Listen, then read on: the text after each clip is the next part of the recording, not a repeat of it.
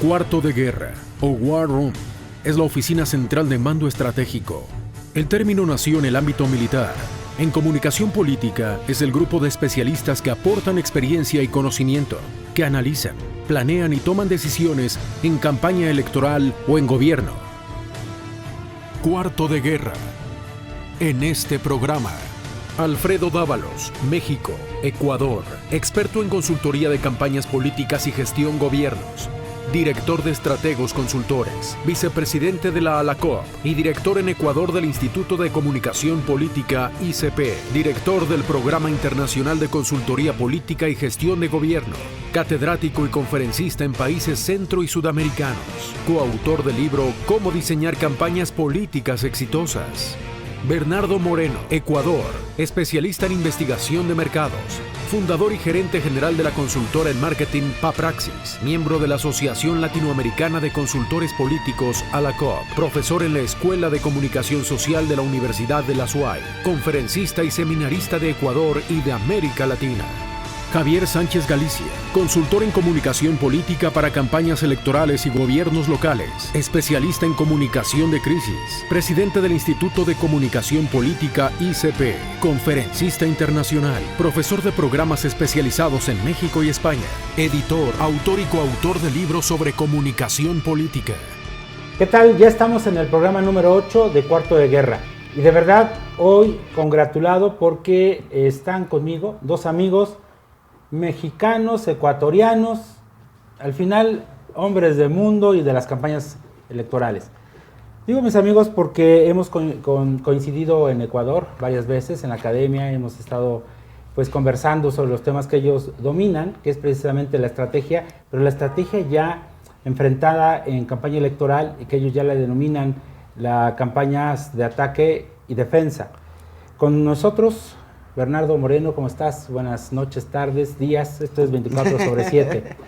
Y nuestro colega, compatriota y paisano ecuatoriano-mexicano, Alfredo Dávalos. ¿Cómo estás, Javier? Buenas noches. Qué gusto, Javier. Pues empezamos a platicar sobre este tema, interesante porque llega un momento en la campaña electoral, en plena guerra, en plena batalla, que tenemos que decidir si atacamos, si únicamente defendemos, si dejamos pasar de lado el misil que nos envían.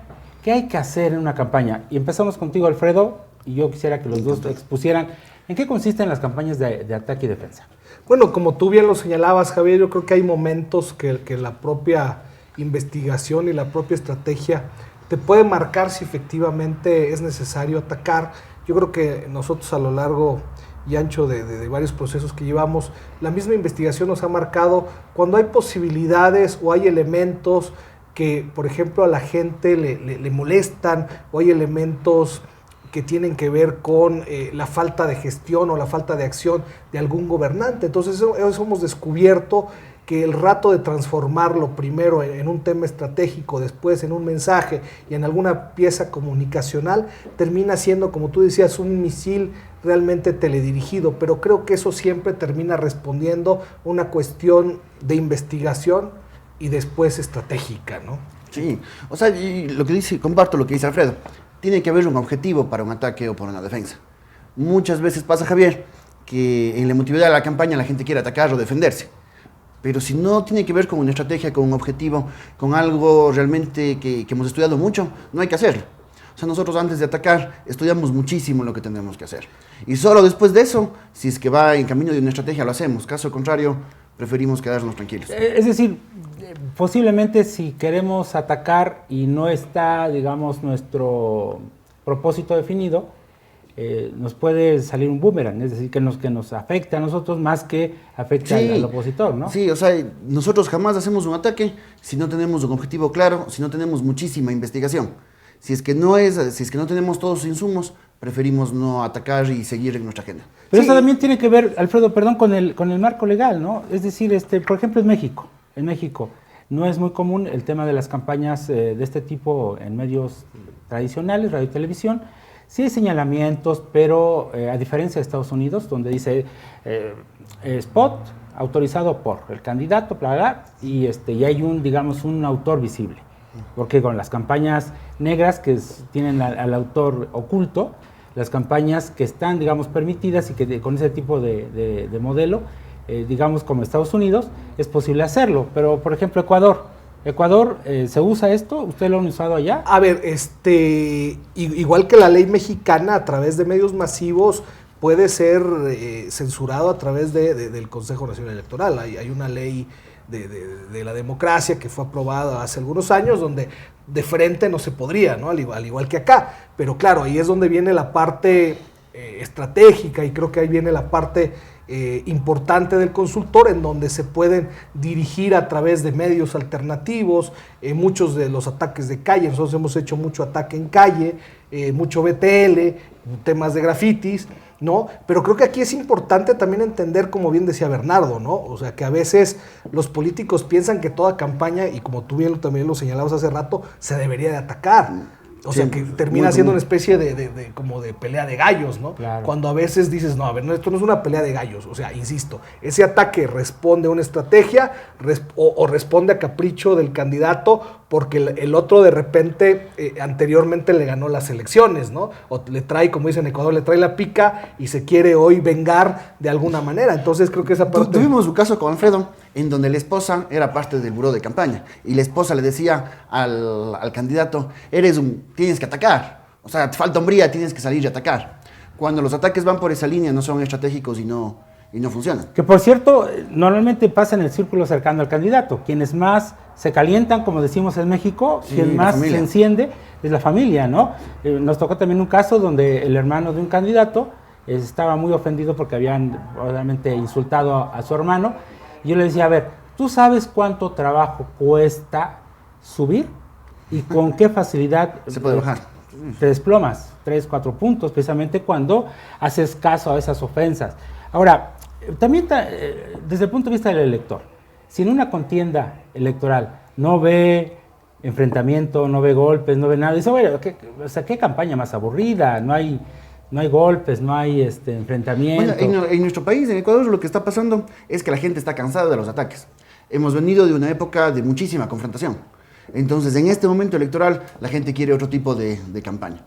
Entonces, los ataques directos no están funcionando, son desgastantes, generalmente van en contra de quien los hace. Entonces, hay que tener mucho cuidado. Más bien, yo creo que ahí es importante que veamos el tema de ataque desde una perspectiva más amplia. Comparando aquí dos juegos, el juego del ajedrez y el juego de Go. En el juego de ajedrez vamos y rompemos y despedazamos las fichas del oponente. Y generalmente la gente cree que esos son los ataques. Vemos un lugar y despedazamos. Pero en cambio en el juego de Go tú vas ganando espacios. También los ataques son eso. De pronto tú te adelantas a los temas importantes que sabes que va a tocar el oponente. Le quitaste el tema, el oponente se queda sin trabajo, se queda sin esa herramienta y ya diste un ataque silencioso, estratégico, y ganaste un espacio importante. Y yo creo que hay muchos ataques que también han tenido mucho éxito, y lo hemos visto tanto aquí en México como en otros países, o el caso de Ecuador, cuando realmente están sintonizados con la molestia. Por ejemplo, en Ecuador, cuando gana el presidente Rafael Correa y se convierte en este fenómeno, había esta crisis de legitimidad, esta crisis de figuras políticas, de institucionalidad. Entonces la gente prácticamente odiaba a los partidos políticos. Entonces Correa se convirtió en una especie de vengador ciudadano, donde todos los ataques a través de su campaña fueron dirigidos hacia lo que la gente detestaba de los políticos tradicionales. Pero insisto, ahí hay un tema bien interesante. No era atacar a la persona por la persona, no era atacar argumentos que a lo mejor a la ciudadanía le terminan valiendo gorro, o sea, diciendo, a ver, te ataco porque fulanito tiene tal tendencia sexual, o porque la familia, un hijo fuera de matrimonio. Pero cuando puede haber ataques que efectivamente están sintonizados con lo que le termina molestando a la gente, con lo que le preocupa, con sus miedos, pueden terminar siendo una bomba atómica. Recordemos, ahorita que topo este tema de la bomba atómica, recordemos la niña de la Margarita de Lyndon Johnson, ¿no? De nuestro maestro. El Daisy Spot, ¿no? Correcto. O sea, realmente esa campaña fue impactante, que además es importante mencionarlo, pasó una sola vez, claro. ¿no? Tuvo tal impacto que Tony Schwartz en su libro La respuesta emocional lo dice. Esto era tan simple de desarticularlo por parte del candidato Barry Goldwater, diciendo que él no estaba de acuerdo con que se fueran a una tercera guerra nuclear, porque en ese momento estaba la crisis de los misiles con la ex Unión Soviética. Entonces ahí se demuestra que había un miedo, porque él había declarado anteriormente que si se enfrentaban a la Unión Soviética, él autorizaría el uso de armas nucleares tácticas, ¿no? Activas el miedo. Activas el miedo. Ahora, para hablar de la estrategia versus la fuerza, el uso de la fuerza, decías ajedrez versus Go, como juegos, ¿no? Juegos de estrategia. Para hablar de cuál es la categoría que hay de tipo campaña, ataque y defensa, estamos hablando de campañas negativas, campañas negras, campañas de polarización, campañas de contraste, ¿no? Y sobre todo, ¿qué usos más comunes se le da, o espacios son más comunes para utilizar ese tipo de estrategias? Vamos a un corte, regresamos con Bernardo y con Alfredo aquí en México. La campaña de ataque y defensa son procesos estratégicos, validados con anterioridad por investigaciones, estudios de opinión y formulación de escenarios. Las campañas de ataque tienen el objetivo de obtener nuevos votos para el candidato y reducir votos del adversario. Por otro lado, las campañas de defensa sirven para responder ataques, sin tomar en cuenta cuándo ni quién comenzó.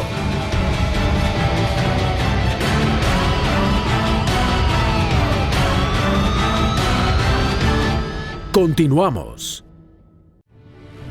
Antes de cualquier campaña de ataque o defensa, se necesita una estrategia con objetivos bien definidos. ¿Quién, cómo, cuándo y dónde el candidato debe atacar o defenderse? Debido a que la exposición directa de ataque al adversario suele ser identificada como campaña negativa y tiene el riesgo de que el candidato sea visto como la fuente de la agresión. Cuarto de guerra.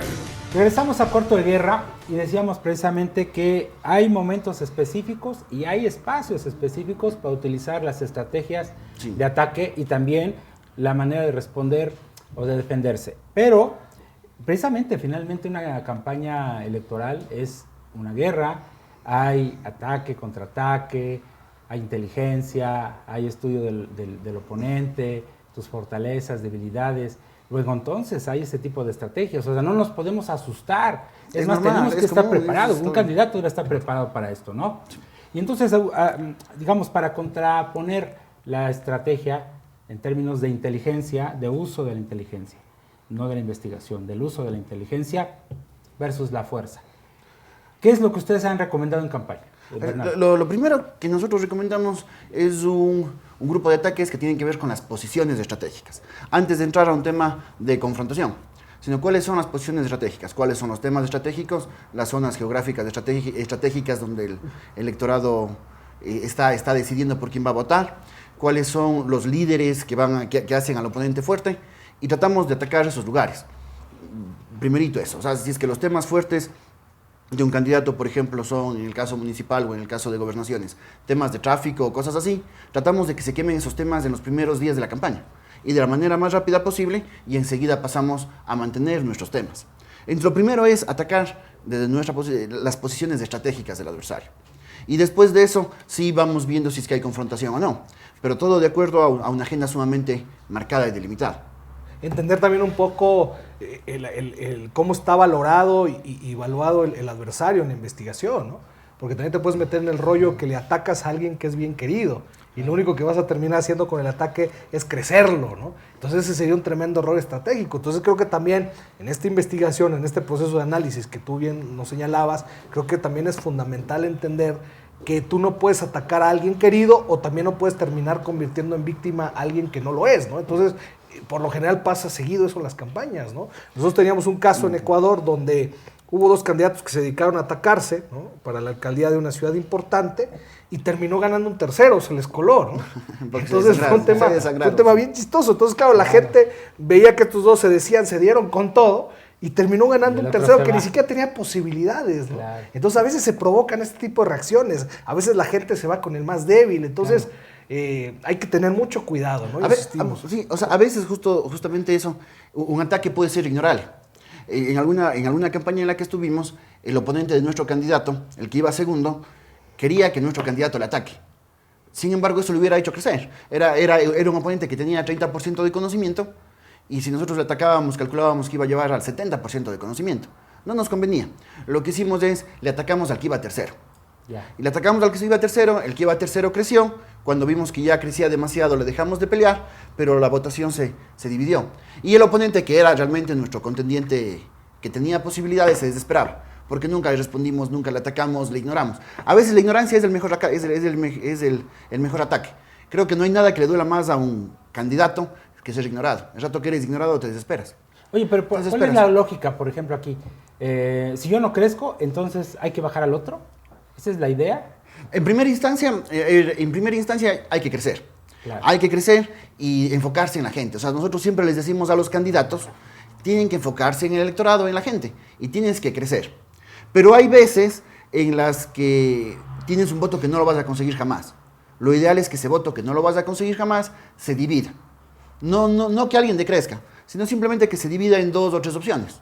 Sí, porque para quienes critican el modelo, digamos, militar llevado precisamente a la escena electoral, es que tu adversario o tu propósito no es vencer necesariamente al otro, sino conquistar al elector. O sea, tu objetivo es conquistar al elector, no vencer al oponente, porque estás tan entretenido tratando de atacarlo que finalmente tu objetivo central lo pierdes, que es seducir y conquistar y lograr que el, digamos, elector vote a favor de tu fórmula, ¿no? Sí. O sea, en todas las campañas que nosotros hemos visto que eso se ha perdido, en las que nos ha tocado vivir, y la gente se ha dedicado solo a destruir a la gente, al oponente, esas campañas se han perdido. Las campañas que nosotros vemos que se han ganado son las campañas en donde el primer objetivo es ganar al elector y enfocarse en lo que él necesita. Te enfocas en eso y después el resto ya son herramientas muy puntuales para temas específicos, ¿no? Sí, y no pensar lo que decíamos hace rato, ¿no? De que yo le quiero atacar porque me quita el sueño, ¿no? O porque es una venganza de lo que me pasó en algún otro proceso electoral. Entonces, yo creo, como tú decías, hay una gran similitud, por ejemplo, con el arte de la guerra de Sun Tzu. Hay batallas que ni siquiera tienes que librar. Yo creo que a veces hay movimientos políticos que tú puedes hacer. Entonces, yo creo que esa parte es fundamental, ¿no? Entender que cuando es importante, a veces también nos preguntan, ¿es ético el ataque? Yo creo que desde mi perspectiva termina siendo ético cuando nos sirve para denunciar, por ejemplo, corrupción, nepotismo, tráfico de influencias, fallas en la gestión. Me parece que no es ético cuando ya te metes en temas personales, o sea, temas que son muy de la esfera privada del candidato. Creo que lo otro sí es importante que se le diga a la gente, si tienes una figura que en su momento fue alcalde o gobernador o jefe de gobierno, decir, bueno, esto prometió en la campaña, nos ha fallado. Puedes ahí también incluso, como tú decías, contrastar algunos elementos, ¿no? Y creo que de esa manera es válido. Creo que, como bien señalabas, también eso, creo que en distintas sociedades le gusta a la gente. A veces, por ejemplo, en Ecuador, las últimas campañas nos ha pasado, no tuvimos debates presidenciales, fueron realmente aburridas, ¿no? Porque la gente esperaba ver... No vieron sangre. Sí, a las dos, tres opciones que se dijeran, que se dieran con cacerolas y con todo. Entonces también hay ratos en la campaña. Yo recuerdo el primer debate presidencial que vimos aquí en México en el 94. Claro. Lo termina ganando Diego Fernández porque su estrategia fue totalmente de ataque, ¿no? Y creo que también, para haber sido la primera vez que había un debate en México, pues nos dejó locos a todos porque dijimos, híjole, por lo menos hubo alguien que en ese momento le dijo lo que quería decirle muchos ciudadanos a los políticos tradicionales. Dice que en un debate no gana el que más grita, sino que el que mejor argumenta. Pero con Diego Fernández de Ceballos pasaba las dos cosas. Era buen argumentista, pero también era muy gritón, ¿no? Y entonces, en términos televisivos, el que alza más la voz, el que es más elocuente. Es un tema de imagen, ¿no? Un tema de imagen, como pasó con Kennedy y con Nixon, ¿no? Sí. ¿Quién se presenta mejor en la televisión, sí, no? Sí. En Ecuador tuvimos un caso de León Febres Cordero versus Borja. Y León Febres Cordero le decía, mírame a los ojos. Es un caso que Alfredo siempre lo cuenta y se lo sabe de memoria, ¿no? Sí, que además era interesantísimo, ¿no? Porque, como bien decía Bernardo, este candidato en el debate le decía, cuando yo hablo, doctor Borja, a mí me gusta que me mire a los ojos. Y a mí me dicen, Javier, que por ejemplo ese discurso, más allá de ser pensado para televisión, fue pensado para radio. Porque te imaginas lo mismo ver a alguien que le diga, cuando yo hablo, mírame a los ojos, que estar escuchando. Tú escuchas eso, que le digan, míreme a los ojos, dices, híjole, ¿cómo habrá estado el otro candidato? Cuando a lo mejor el otro candidato ni se inmutaba, ¿no? Claro. No se moría de miedo. Entonces, esa parte es interesante, ¿no? Ahora, en ese caso puntual, la gente en el Ecuador, en el momento de ese debate, lo que quería era un líder con personalidad, un líder fuerte. Entonces, ahí decir el tema de, mírame a los ojos, doctor Borja, mostraba eso, personalidad, y le mostraba al otro candidato mucho más débil. Eso es importante. A propósito de la filosofía oriental, otro pensador japonés, Musashi Yamamoto, decía en el libro de los 5 anillos, que la victoria mejor lograda es aquella que se logra precisamente sin desenfundar la espada, ¿no? Sí. Y finalmente, la mayoría de las campañas tendrían que ser así, una campaña propositiva, una campaña sin voltearse a atacar a su oponente, una campaña donde la democracia se fortalezca a partir de las propuestas y no de los ataques. Sobre esto vamos a seguir platicando con Bernardo y con Alfredo en Cuarto de Guerra. En campañas de ataque se identifican 3 posibles efectos dañinos. Efecto boomerang, formar evaluaciones y sentimientos negativos hacia el atacante. Síndrome de la víctima. Al percibir una campaña injusta o deshonesta, se manifiesta empatía hacia el candidato atacado. Doble deterioro. Efecto perjudicial tanto hacia el candidato atacado como hacia el que ataca.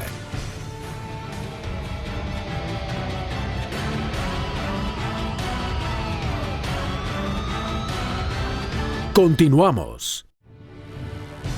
La campaña de defensa responde a 2 principales razones. Evita perder votos y que el adversario gane votos. Por lo general, en una estrategia de este tipo se debe ignorar los ataques desplazando la acusación mediante la difusión de una contraacusación o adelantándose al ataque, advirtiendo a la audiencia.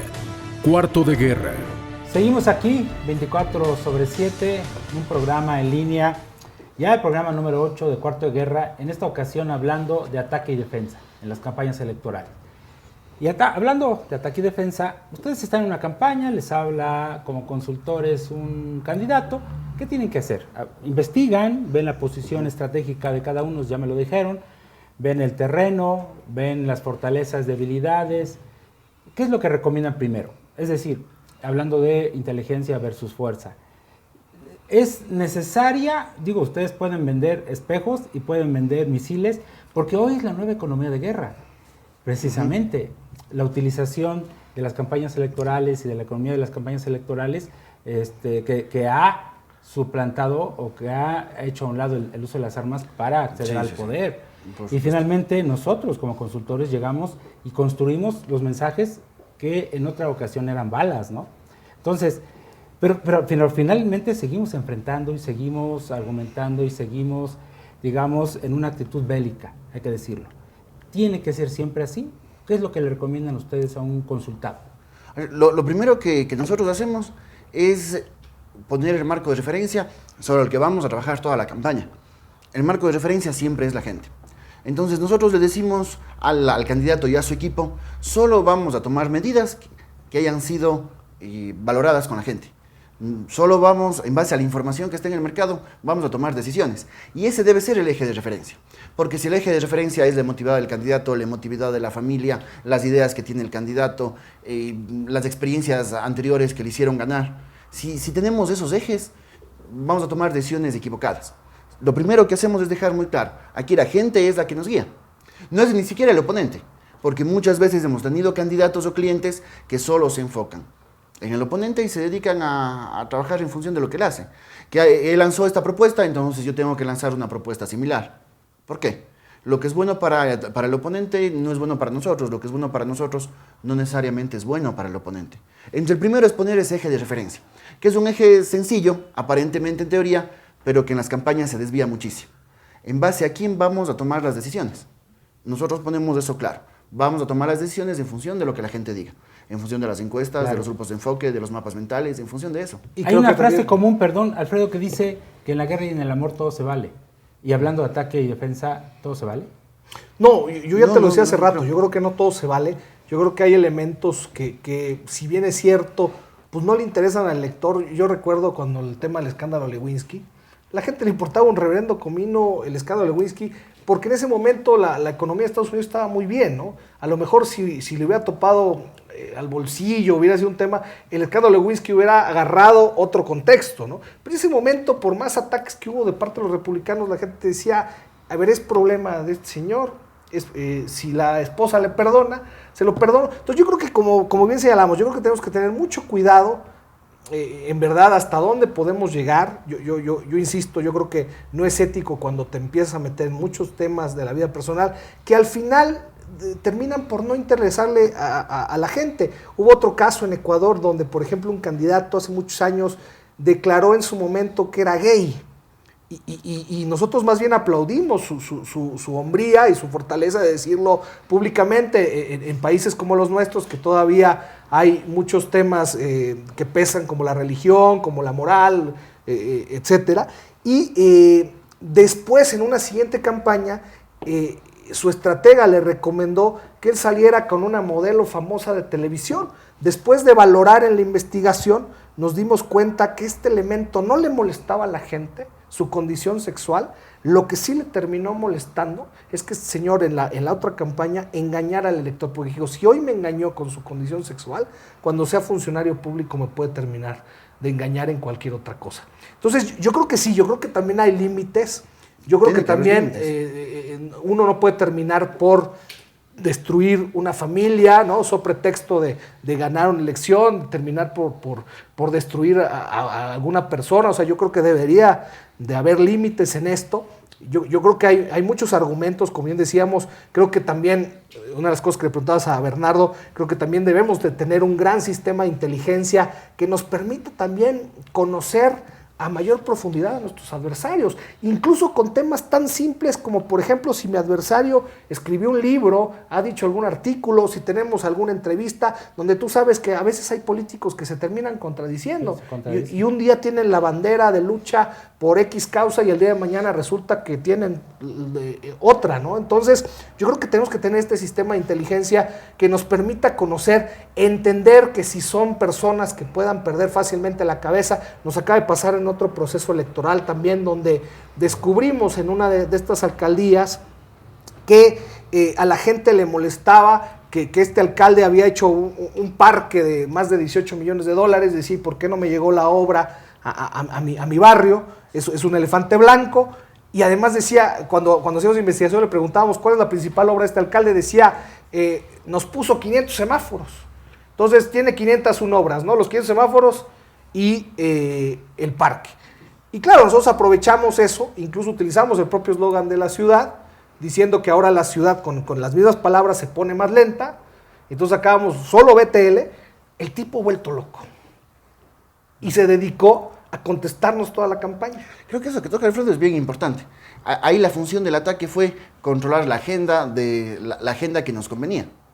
Muchas veces los ataques sirven para eso. Lanzas un ataque, como el caso que cuenta Alfredo de una campaña que él realizó, lanza el ataque, con eso controla la agenda mediática y te dedicas y haces que toda la comunidad de comunicación de esa ciudad se dedique a hablar de lo que tú quisiste que se hable durante toda la campaña. No hay nada mejor en una campaña que tú seas el que ponga los temas y la agenda. Si tú logras eso, toda la campaña es espectacular. A veces los ataques sirven para eso. Si no todo se vale, ¿qué sí se vale y qué no se vale? Y me refiero, ustedes pueden decirme, lo que se vale son las ideas, ¿no? Como es una contradicción, hizo una obra mal y hay que señalársela, que cuando era presidente o tuvo la función pública no hizo correctamente las cosas. Y la otra parte es lo personal, ¿no? Que muchas veces se centran mucho en la parte de si tiene un hijo fuera del matrimonio. O sea, hay cuestiones más bien que tocan lo moral. Y eso me lleva a la otra pregunta, aparte de decir qué se vale y qué no se vale, es la ética del consultor. ¿Qué es lo que acepta que un candidato quiera hacer o qué es lo que le propone para hacer en términos de ataque y defensa? Bueno, insisto, yo creo que le propones aquellos elementos que van a estar dentro de tu estrategia, ¿no? O sea, insisto, yo creo que hay que entender, por ejemplo, mi caso, ¿no? O sea, yo no me meto, como bien te señalaba, en estos temas personales. O sea, por mucho que eso me pudiera dar una rentabilidad electoral, me parece que no es mi estilo. sabemos que tenemos colegas que... Tú no lo haces, pero alguien sí lo hace y se hace, claro, ¿no? y se hace, claro. Ese estilo de cada consultor. Yo siempre comparo, Javier, esto como el fútbol, como los entrenadores. Vas a tener a un entrenador que va a atacar mucho más, otro que va a defenderse mucho más, y al final el candidato, como el equipo de fútbol, te contrató para ser campeón al equipo, ¿no? Pero creo que también nos lleva a una profunda reflexión, ¿no? Que muchas veces, y esto es una pelea que todos nosotros tenemos con nuestros clientes, hacerles entender que el proceso de la comunicación debe ser proactivo, no reactivo, ¿no? La gran mayoría de campañas o ya de instancias de gobierno siempre terminan ellos siendo reactivo a un ataque de X persona o a un ataque incluso de un troll o de alguien que se metió a las redes y les dijo tal cosa y les quita el sueño 8 días a la semana, están preocupados, ponen al equipo de cabeza para tratar de desmentir o contraatacar a esa otra persona. Cuando tú le dices, oye, ¿la gente en verdad conoce eso? ¿No lo conoce? ¿Le importa a la gente? A veces los medios políticos terminan haciendo y gritando a cuatro vientos ese defecto que de repente tanto les molestó. Y otra de las cosas que siempre les insisto a los queridos amigos y amigas políticas, hoy se metieron al tema político, son figuras públicas, están expensas de tener grafitis, memes, una serie de insultos, ataques. Yo creo que tienen que aprender también a tener mantequilla y que les resbalen un chorro de cosas, ¿no? Piel dura, ¿no? O como luego les digo, si quieren ser boxeadores y no les gustan los golpes, pues no se metan de boxeadores, ¿no? Sí, sí. Porque es parte del juego, ¿no? Hay que tener una disciplina estratégica. Ahora que hablaba Alfredo, me acordé de un caso de un alcalde con el que trabajamos ya en gestión.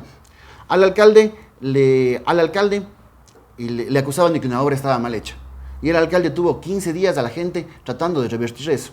Cuando salimos al electorado a ver qué es lo que realmente pasaba, la gente dijo, aunque esté mal, por fin empezó a trabajar. Entonces fue positivo. Sin embargo, él estuvo 15 días moviendo a todo su equipo de comunicación para que se haga eso. Pero lo grave ahí fue que su agenda estratégica quedó de lado. Y ahí sí es grave. Cuando tu agenda estratégica queda de lado porque alguien te la movió, claro, el otro es el que está ganando. Para hablar precisamente de la estrategia, de en qué momento insertas estas tácticas de ataque, de defensa, de si hay que dejar pasar, y la parte, por ejemplo, de las redes sociales como el nuevo espacio público de estas guerras sucias, negras, que no tienen incluso un autor visible. Vamos a hablar más adelante con Bernardo y con Alfredo. El humor, la ironía y la creatividad pueden hacer mucho más efectivo el ataque y diferenciar al candidato del resto. También, cuando un candidato aprende a reírse de sí mismo y a utilizar su sentido del humor, invita a los votantes a que tomen distancia y evalúen por ellos mismos cada acusación.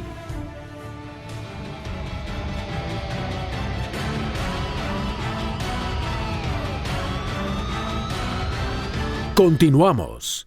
Cuarto de guerra. Finalmente, entendemos que las decisiones para atacar o defender tienen que ver con el sentido estratégico que tiene tu campaña. Ese es definitivo. Sí, si no obedece a la estrategia, no lo hagamos. Si no es rentable electoralmente, no se hace. Si te afecta más que te beneficia, no se hace. O sea, son premisas que no hay que dejar de lado. Y lo digo esto porque en la elección pasada en México, precisamente el presidente Enrique Peña, cuando era candidato, pues recibió los ataques de, digamos, la candidata en el gobierno, del partido en el gobierno, que terminó quedando en tercer lugar precisamente porque se dedicó a atacar, ¿no? Y el tercer lugar pasó a segundo lugar y te das cuenta cuando no es precisamente, digamos, adecuado utilizar una estrategia de ataque. Y la otra es que el propio candidato, ahora presidente, decidió no voltear a ver al que lo señalaba, porque precisamente es una de las estrategias del que va atrás, ¿no? Claro. Atacar al puntero. Para tratar de que te ataque y subir. Exacto, distraerte, bajarlo, que pierdas tu rumbo estratégico. Tú hablabas también, por ejemplo, de los momentos, ¿no? Cuando sí, a veces también se comete el error que se ataca en un principio o tienes ese as bajo la manga los primeros días de campaña o antes que inicie la campaña y resulta que el efecto ya para la época donde se está cerrando el proceso electoral, pues ya no va a tener el mismo impacto, ¿no? A lo mejor, te digo, en esta estrategia puedes tener algunos elementos que encontraste por ahí que podría ser interesante tronar los últimos días o a la mitad de la campaña. A veces se comete ese error de ya, insisto, por el tema de querer atacar ya desde una visión personal del candidato a su adversario, terminan poniendo en juego algo que a lo mejor al final te podía dar mucho mayor rentabilidad, ¿no? Sí, o sea, sí, nosotros generalmente atacamos en dos ocasiones. La una cuando justamente somos segundos o terceros y queremos que el primero nos dé la vuelta, nos vea y con eso podamos subir, o para recobrar la agenda. Entonces vemos que la agenda de la campaña no nos conviene, atacamos para que se distraiga un poco y enseguida salimos con nuestros temas. Pero siempre desde un punto de vista ético y respetando los valores del candidato y los valores nuestros. Hay cosas que no se pueden hacer. El tema personal que dice Alfredo no se puede hacer. O sea, al menos nosotros creemos que no es válido. No se debe hacer. Que no se debe hacer. Exacto, sí, claro. Porque que se hace, se hace. Sí, hay gente claro. que lo hace así. No se debe hacer. Y temas que puedan perjudicar a las sociedades también. O sea, hay veces que lanzas ataques que acaban con la credibilidad de toda la casta política. Y eso a la larga tiene un costo en las ciudades y en los países demasiadamente amplio. Oye, pero en la posición de defensa, ¿qué hay que hacer en esos casos? Cuando hay ataques incluso personales. O sea, ¿qué recomiendan ustedes? Primero medir, a ver si es que los ataques están generando impacto. En el caso que comentábamos hace un momento, del alcalde que era atacado porque la obra estaba mal hecha, era bueno, porque la gente decía, por fin empezó a trabajar. No estará del todo bien hecha, pero ya irá mejorando, pero por fin empezó a mejorar. Entonces lo primero es ver si es que es un ataque que realmente perjudica o no perjudica. Y si es que realmente perjudica, lo ideal y lo que nosotros siempre recomendamos es pon otro tema para volver a controlar la agenda mediática. No podemos hablar de un tema que nos perjudica, no podemos pasarnos defendiendo de un tema que nos perjudica. Que la gente hable de los temas que nos beneficien. Por ejemplo, tú hablas hace rato hoy con las tecnologías, ¿no? Estos ataques que se pueden venir dando, hemos visto a lo largo y ancho de Latinoamérica muchos temas que atacan a la clase política en cierta campaña.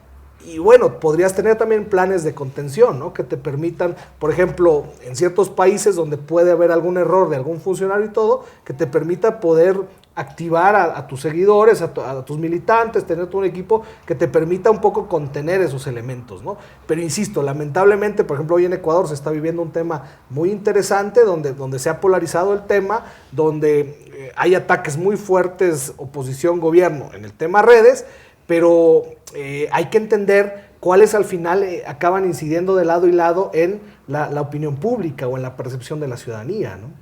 Sí, que vemos que, insisto, el espacio público hoy de las campañas de ataque, defensa, contraataque son las redes sociales. El problema es que el candidato no entiende qué alcance tiene, digamos, la penetración de las redes sociales, ¿no? Porque no es lo mismo hacer una campaña así en televisión abierta que una campaña de redes sociales que está muy restringida, ¿no? Y que tiene que ver con comunidades, por ejemplo. Me ha tocado ver candidatos que de repente, es que están subiendo a la red fotografías, videos, pero lo que no se da cuenta es que se lo están rebotando entre los bots, entre los acarreos digitales que están ahí y no están incidiendo sobre el ánimo del elector, ¿no?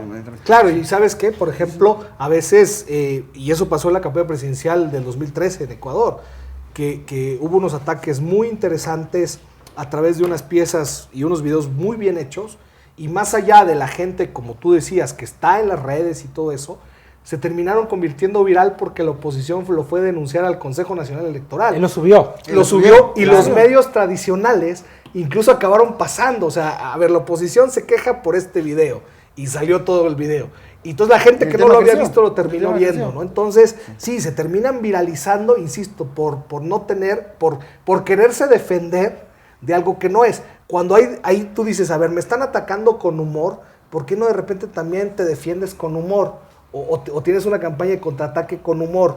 Claro. Si el humor puede tener un tema. Hoy, por ejemplo, a mí me impresionó. Yo acabo de ver en las redes nuevamente un video de la oposición que no se sabe quién firma. Podríamos hablar de una campaña propaganda negra, donde al final hay un secuestro express, los avientan al chico y cuando avientan a la chica ya está muerta, ¿no? Se ve como que le dieron un balazo. Claro. Me parece hoy un grave error estratégico porque hoy realmente hay como te contaba hace rato, hay una fuerte discusión en las redes de muchos temas a favor y en contra del gobierno. Me parece hoy un grave error estratégico de parte de la oposición haber hecho una pieza así con unos ánimos exacerbados, sobre todo con una clase media que sí está, por ejemplo, en el tema redes. Claro, ¿no? Está pendiente, ¿no? Sí.